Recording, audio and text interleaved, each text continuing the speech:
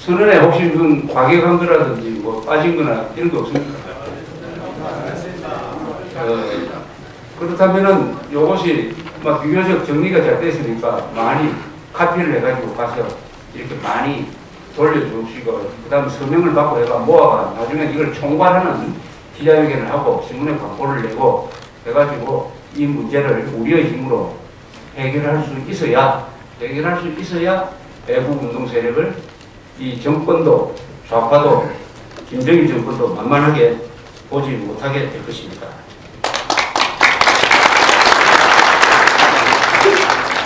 이 내친 김에 6.15 선언에 대해서 잠시 말씀을 하고 넘어가야 되겠는데, 그 이유는 이렇습니다. 이 이명박 대통령이 6.15 선언을 읽어봤는지는 모르겠으나 아마 이해는 제대로 하지 못하고 있는 것 같아요. 이해를 하고 있다면 이런 인사는 절대 할 수가 없습니다. 또 6.15 선언에 대해서 모르는 사람이 또 많아요. 그래서 6.15 선언에 대해서 조금 쉽게, 이것도 너무 복잡하게까지 이해할 필요는 없는 것입니다. 이 좌익들의 선정선동술을 밑줄 쳐가면서 머리 삼해가면서 공부하면 안 됩니다. 주체사상을 공부하면 뭐가 되겠습니까? 우리가 알 필요만 있는, 여기 어떻게 속임수냐 하는 그 정도만 알면 되는 거예요. 그래서 제가 아주 쉽게 설명을 드릴게요. 이 6.15 선언에서 문제가 되는 것은 1항과 2항입니다. 1항은 뭐냐?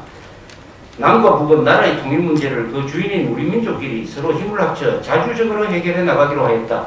말이야 근사한 것 같죠? 그러나 밑에서 민족을 대표해가지고 도장 찍은 사람이 누굽니까? 김정일, 김대중 아닙니까?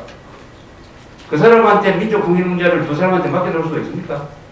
또 두 사람 중에 특히 김정일이를 우리가 민족이라고 부릅니까? 저 사람이 민족주의자입니까? 김정일은 민족 반역자 아닙니까? 민족 반역자. 그래서 통일은 민족 반역자를 제거하는 걸로부터 출발을 해야 되는데, 그 민족 반역자를 통일의 파트너로 삼은 것은 형사가 살인범하고 우리 앞으로 같이 살 지구를 설계하자 하는 거하고 똑같은 거 아닙니까? 네. 이러한 이게 사기입니다. 그래서 여기서 나온 말이 우리 민족끼리다. 정치학적으로 분류하면은 김정일은 같은 종족은 맞지만 같은 민족은 아닙니다. 같은 민족은 가치관이 같아야 돼요. 아무나 같은 민족이 되는 게 아닙니다. 그리고 민족 문화에 대한 존중심이 있어야 돼요. 그리고 우리의 미풍양속을 소중하게 여겨야 됩니다. 이 기준으로 보면 김정일은 우리 민족이 아닌 것입니다. 그래서 민족 반역자인 것입니다. 아니, 민족 반역자와 손잡고 민족 통일하자. 문장 자체가 성립이 안 되는 것입니다. 두 번째가 이게 더 골치 아픈 건데, 남과 북은 나라의 통일을 위한 남측의 연합제안과 북측의 낮은 단계의 연방제안이 서로 공통성이 있다고 인정하고 앞으로 이 방향에서 통일을 지향시켜 나가기로 했다. 서로 공통성이 없어요. 없는 정도가 아니라 완전히 반대입니다. 그런데 어떻게 공통성이 있다고 했느냐? 물과 불이 공통성이 있다고 인정하고 서로 섞자. 형사와 살인범이 공통점이 있다고 생각하고 앞으로 동거하도록 하겠다.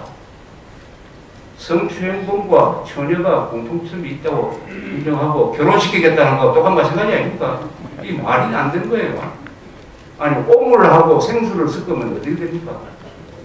북한이라는 이 인류 역사상 최대의 오물 덩어리 아닙니까? 대한민국이라는 우리 인류 역사상 최고의 성공작을 뒤섞어버리면 어떻게 됩니까? 어떻게 됩니까? 거기서 뭐 더 나은 게 뭡니까? 그런 점에서 이게 어떻게, 왜냐? 남측의 연합제안이 지향하는 것은 자유통일입니다. 북측의 낮은 단계의 연방제안이 지향하는 것은 적화통일이에요. 그럼 무슨 공통점이 있습니까? 무슨 공통점이 있어요? 열차가 하나는 평양으로 가고 하나는 부산으로 가는데, 그게 다만 출발점이 서울역이라는 그걸 공통점으로 인정합니까? 그래서 두 열차를 한 대로 묶어버리자. 그럼 출발하면 어떻게 됩니까? 찢어버리죠. 조금 더 구체적으로 봤어요. 남측의 연합제안이 우리 통일방안에 나오게 된 배경이 이릅니다.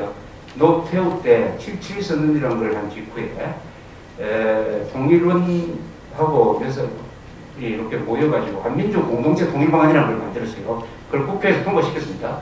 한민족 공동체 통일방안 요새 별로 쓰지도 않아요. 왜냐 현실성이 없기 때문에. 그러나 형식상 그게 우리 공식 통일방안에 되어 있습니다. 그건 뭐냐 3단계입니다. 첫째는 교류를 활성화한다. 남북한의 교류를 많이 해가지고 서로 전쟁 안 하기로 하고 테러 안 하기로 하고 긴장 완화를 한 다음 단계에 남북이 연합제를 만든다. 남북이 연합제. 그럼 남북 연합제가 어떻게 뭐냐? 그 내용이 애매해요. 서로 정상들끼리 회의를 한다. 국회끼리 회의를 한다. 연합제를 만들어 그거에서 무슨 통치기구를 만드느냐 하는 그 구상까지도 없어요. 선언적인 겁니다. 그 다음에 연합제를 통해서 서로 북한 체제가 민주화되고 자유화되면은 3단계 통일한다. 그건 자유통일이에요. 이게 무리예요. 이 통일방안이 사실은 무리예요. 그러나 그래도 헌법을 위반하지 않기 위해서 국가연합제라는 표현을 쓰지 않고 그냥 남북연합제다 이런 표현을 썼습니다. 남북연합제다. 이것도 말은 안 돼요. 연합제라는 것은 어떤 거냐? 양쪽 주권 국가끼리 하나가 되는 겁니다. 양쪽 주권은 그냥 가지고 있고 서로 일종의 수평적인 수준에서 연대를 하는 거예요. 중동에서 그런 일이 가끔 있었습니다. 그리고 다 깨졌어요. 그 오래가지 못하는 것입니다. 그런데 그거는 국가연합이에요. 국가연합. 근데 우리는 북한을 국가로 인정하지 않는다. 그러니까 그걸 피해가기 위해서 남북연합이다. 이렇게 일종의 말장난을 한 것입니다. 그 남북연합도 연방제하고는 아무 연관성이 없습니다. 아무 연관성이 없어요. 근데 문제는 이 남측의 연합제 안이 또 하나가 있어요. 그건 김대중의 연합제 안입니다. 김대중의 연합제 안. 김대중의 연합제 안이 또 하나 있어요. 이거는 김대중의 통일방안, 3단계 통일방안에 나오는 연합제 안은 북한의 연방제에서 출발한 거니까 이 김대중의 연합제 안은 연방제하고 아주 사촌이에요. 그러면 이게 정체불명입니다. 남측의 연합제 안이 한민족 공동체 통일방안에 나오는 국가 공식 통일방안이냐 아니면 김대중의 사적인 것이냐. 돌아와서 6월 15일에 돌아오죠. 6월 16일날 국무회의를 하면서 김대중 당시 대통령이 자랑을 합니다. 자기가 평생 동안 발전시킨 통일방안을 김정일이가 받았다. 이렇게 이야기해요. 그러면 이것은 여기 나오는 것은 김대중의 사적인 통일방안이에요. 그러면 이게 뭡니까? 대국민 사기예요. 아니 공문서를 가지고 가서 논의를 해야지 왜 자기가 개인적으로 가지고 있던 걸 가지고 통일방안을 논의합니까? 이것은 일종의 공문서 비저예요. 공문서 비저. 그 다음에 북한의 연방제 안은 뭐냐? 아까 말씀드린 대로 북한의 연방제 안은 간단하게 하면 이거죠. 남한의 자유민주주의 체제, 북한의 사회주의 독재 체제를 그대로 두고 그대로 둡니다. 양쪽을 그대로 두고 우리가 고려 민주연방공화국이라는 국호를 하나 근사하게 내세워가지고 그걸 중앙정부로 하고 남북한의 각 기관은 지방정부로 내려앉자. 대한민국도 지방정부고 북한 정권도 지방정부가 되고 중앙에 고려민주연방공화국 하나 만들어가지고 거기에 외교권, 군사권을 주자. 요게 연방제 아니에요. 그게 가능합니까 도대체? 이런 말장난이 어디 있습니까? 우리가 지금 통일 안 된 것은 민족이 달라서도 아니고 이념이 달라서인데 이념을 그냥 두고 통일하려는 게 이게 원천모순 아닙니까? 그죠? 원천모순. 모순이 아니라 거짓말이죠. 이런 거짓말을 새빨간 거짓말이라고 그러죠. 새빨간 거짓말입니다. 이게 새빨간 거짓말. 이런 우리로서는 딱 너무 논리적으로 따지면 저는 상당히 지금 논리적으로 따지는데 그렇게까지 따지지 마시고 쉽게 아니 북한 정권이라는 오물과